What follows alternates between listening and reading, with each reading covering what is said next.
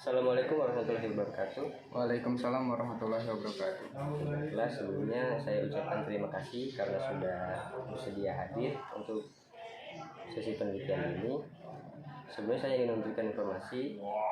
Ini saya Bagas Hadinata. Saya berasal dari Fakultas Psikologi, jurusan Psikologi Islam UIN Kota Palembang. Di sini saya mewawancarai Anda dalam rangka untuk memenuhi salah satu tugas penelitian saya mengenai gaya hidup boros. Baik.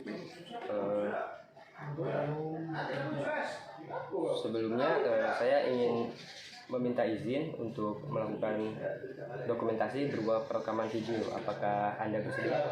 Saya bersedia. Baiklah, saya akan juga mendisklaimer kalau segala jawaban Anda dan juga termasuk identitas Anda akan aman dalam penelitian ini, jadi Anda tidak perlu khawatir. Oke, terima kasih. Oke, baiklah. Langsung saja, apa keluhan Anda?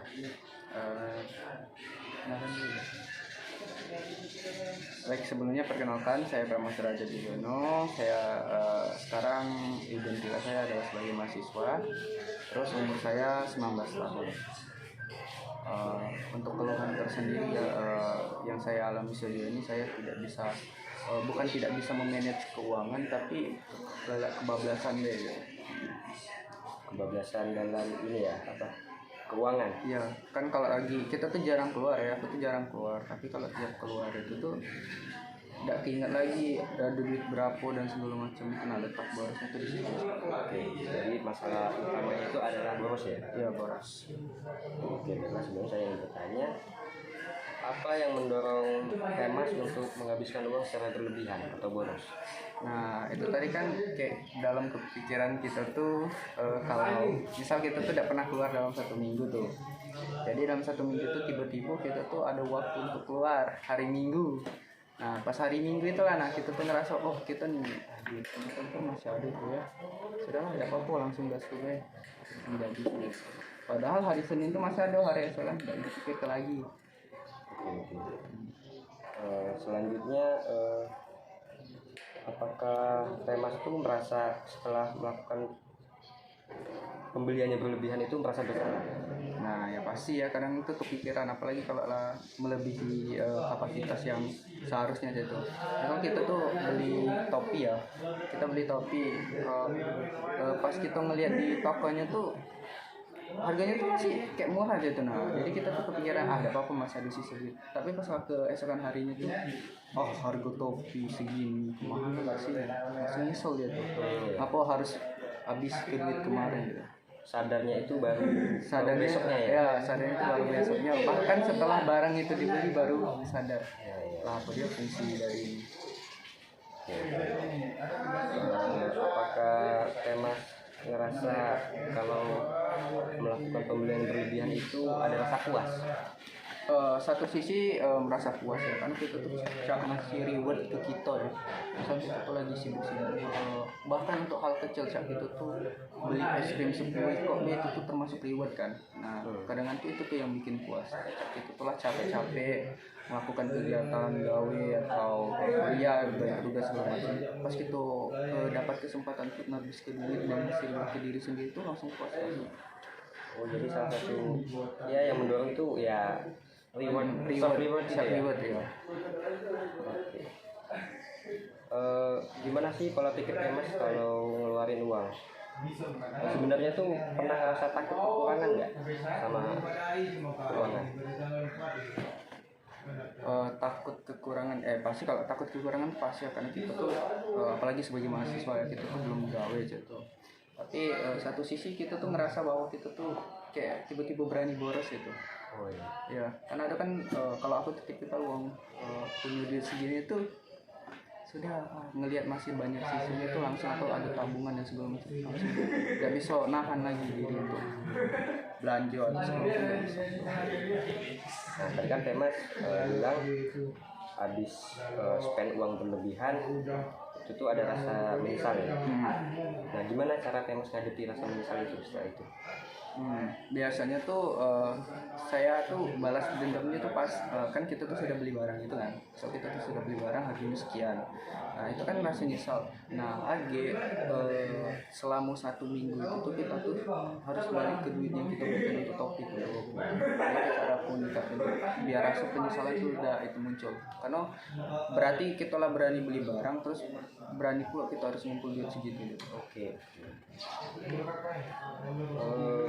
Tapi sebelum beli barang yang berlebihan ya, spend uang berlebihan, sebelumnya itu ada perasaan yang mendorong seperti stres, emosi negatif, apa tekanan sosial gitu. Ya terkadang apalagi misal baju ya, ini baju yang paling sering, atau baju atau jaket dan segala macam. Nah kalau kita tuh lagi stres tuh pengennya tuh kita tuh kan me time kan, kayak jalan-jalan gitu, bahkan kan jalan ke mall dan segala macam. Nah di situ tuh pas kita stres tuh bayang pas kita masuk ke store baju tuh langsung kayak ngeliat baju deh. Pas setelah ngeliat baju tuh pas saya bagus ternyata di badan, langsung muncul rasa nak beli gitu. Nahannya tuh tidak lama kan, jadi langsung beli. Itu biasanya kalau stres aku cek. Jadi salah satu ini ya, emosi yang mendorong stres. Tapi kebanyakan sih makanan ya. Oke. PMS itu ngerasa kesulitan nggak untuk mengendalikan godaan dalam membeli barang? Yes, apalagi saya tuh hobi kulineran kan. Di misal gitu tuh kulinerannya tuh kan mahal, kayak itu tuh pengen nyicip ramen misalnya. Nah ramen tuh kan kalau nyicip di satu toko kan tidak lemak ya, jadi itu tuh harus nyari toko-toko lainnya gitu biasanya. Jadi nggak di satu toko ya untuk dorongannya tuh muncul di situ.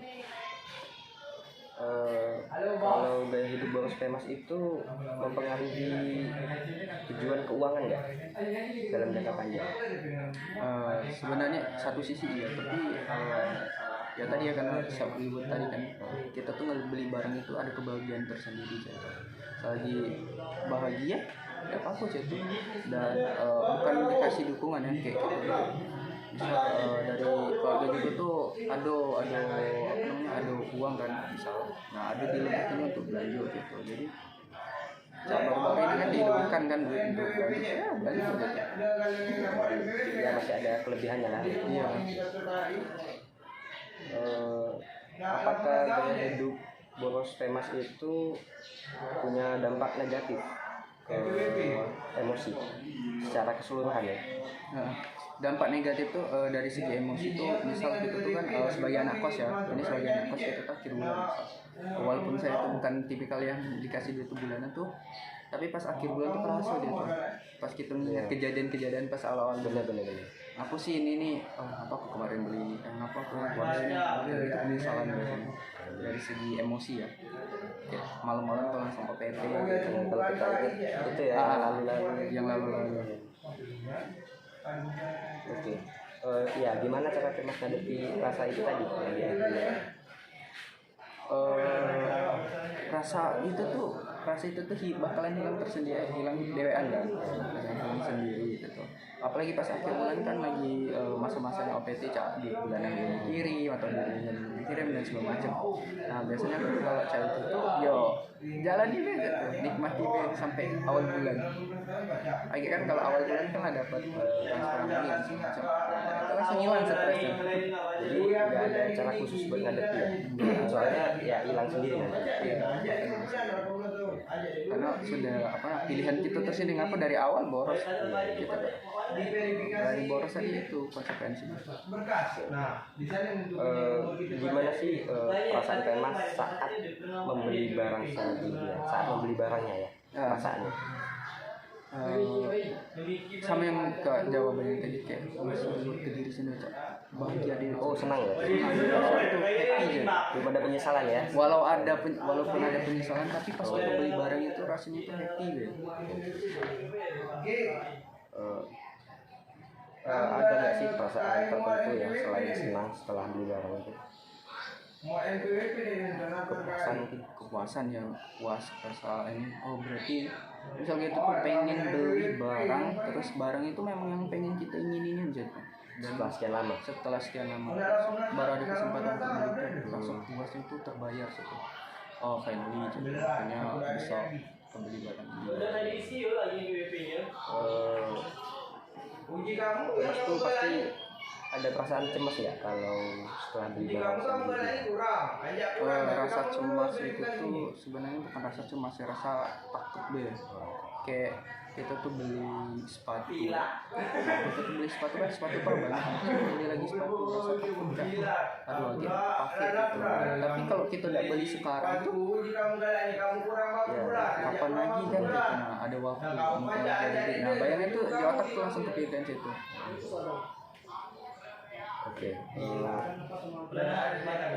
Kebiasaan Bapak Femas itu terkait dengan ini nggak?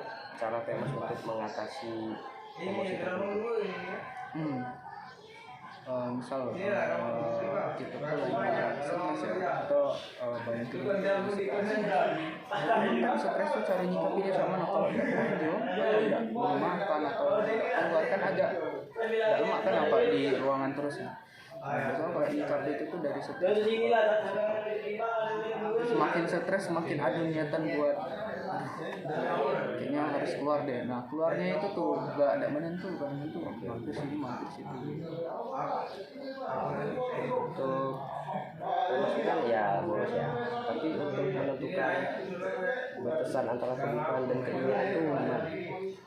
Kalau kebutuhan ya tadi ya, kita tuh punya sebagai anak kos ya, kita tuh punya jatah untuk diri pribadi, terus ada jatah keluarga kan. Kalau saya seperti itu. Terus jatah pribadi itu tuh ya dari mungkin kita tuh pengen jalan hari Jumat tuh ya. Jadi Senin sampai Kamis tuh harus hemat kan. Tapi itu kan sesuatu yang kebutuhan aja tuh buat kesenangan pribadi. Tapi uang kuliah dan segala macam ada lagi cara untuk memanage. Oh jadi pisah ya sudah? Bisa. Kalau saya pribadi itu tuh untuk dari Senin sampai Minggu itu uang jajan, tapi untuk uang kuliah atau uang kebutuhan itu melapor ke keluarga gitu. Jadi mereka tuh langsung kalau ada kegiatan untuk transfer uang ke teman kan segala macam, itu mereka yang handle. Jadi kita cuma ngomong gue. Gaya hidup Bapak Femas itu mempengaruhi stabilitas emosinya.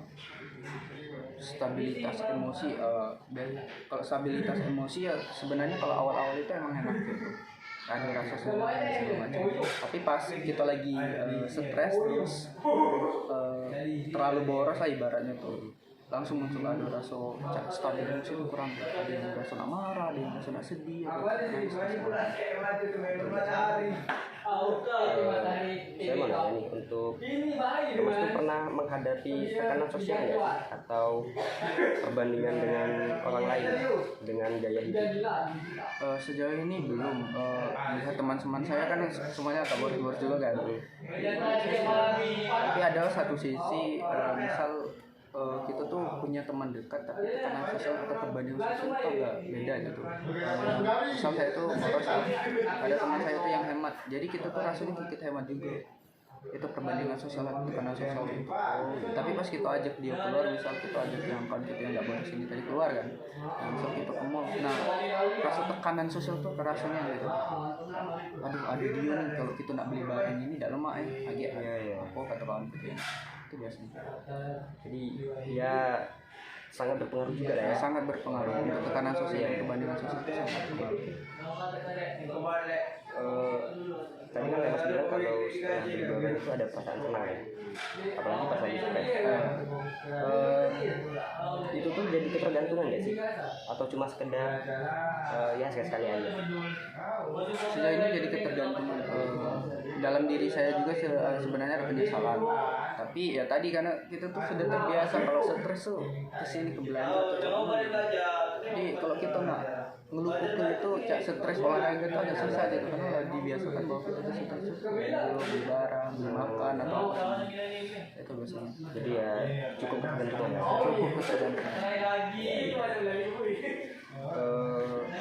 Gimana sih yang Mas pikirkan soal finansial jangka panjang? Untuk finansial jangka panjang sebenarnya pernah ada kepikiran. Tapi walaupun saya itu boros ya, tapi saya tuh punya tabungan juga. Jadi memang ada kebutuhan itu kan, ada kebutuhan primer, sekunder. Kalau kebutuhan primer kapan-kapan kita nak beli atau beli barang atau ada keperluan yang lain itu kan harus nabung dulu. Tapi kalau boros itu kan biasanya pakai duit sisa aja, bukan duit tabung. Oke, gimana sih cara Pemas untuk mempertimbangkan atau memilih produk yang tinggi? Sebenarnya saya tuh tipikal uang tuh, misal pengen beli apa ya, beli jam tangan lah, saya tuh ngelihatnya dari Google dulu atau dari e-commerce dulu kan, tempat belanja online dan segala macam. Kalau lah merasa caknya bagus nih, melihat review orang-orang baru saya beli barang itu atau produk. Jadi pertimbangannya cukup lama nggak? Ya, cukup matang. Pertimbangannya tuh cukup matang. Mungkin bisa sampai 1 mingguan baru saya itu. Tapi selebihnya tuh terkadang kalau memang pas sekali melihat langsung tertarik, ya biasa langsung beli. Tergantung sih. Kalau yang memang agak berharga kayak jam tangan atau sepatu dan lain sebagainya itu harus bagus ya. Jadi saya beli dulu.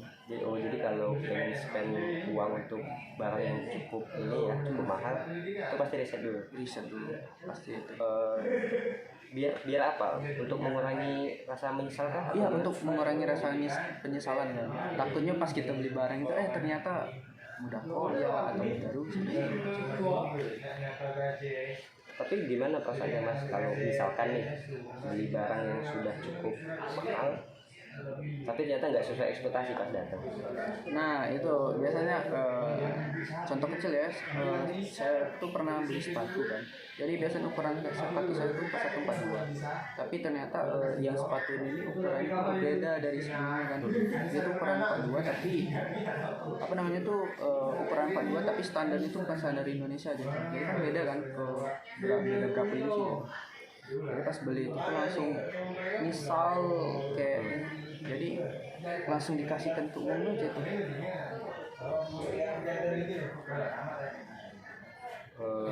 Apakah Pemas itu sulit nggak sih?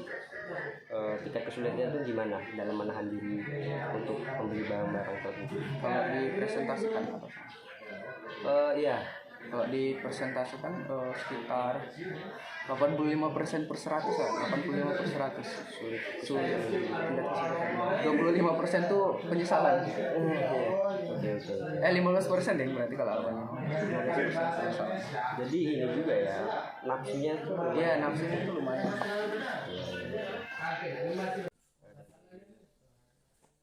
Panjangnya sisi wawancara tadi, Pemas ini boros dari biasanya beli makanan ya, sama sesekali barang seperti baju dan sepatu. Mungkin saran yang bisa saya berikan itu adalah Pemas harus bisa menahan diri maksudnya dari barang-barang itu dan jangan mudah tergoda juga. Sudah bagus Pemas tadi untuk sebelum membeli barang itu cross check dulu kualitasnya, apalagi Pemas mungkin ininya ya, artistiknya itu sudah sangat bagus, supaya ya setidaknya walaupun kita boros ya meminimalisir penyesalan itu ke depannya. Itu dari saya, menahan diri lalu membuat perencanaan keuangan yang terstruktur sih, yang supaya kita jangan sampai itu kan ya jangan boncos, jangan bablas lah ya. Tadi juga sudah cukup bagus Pemas sudah mulai membuat ini ya, anggaran untuk makan sama untuk jajan sehari-hari. Itu sudah cukup bagus. Mungkin itu aja sih yang bisa saya berikan solusinya. Apakah ada tambahan lagi dari Pemas? Kok misalnya cukup benar dari kata Pak Bagas tadi, bahwa itu tuh memang ada struktur, ada itu biar uang kita tuh manage, jangan habis-habis atau enggak, walaupun habis-habis itu tuh punya catatan tadi kan. Jadi pemasukan pengeluaran kita tuh ada manage. Oke, baiklah sebelumnya saya ucapkan terima kasih kepada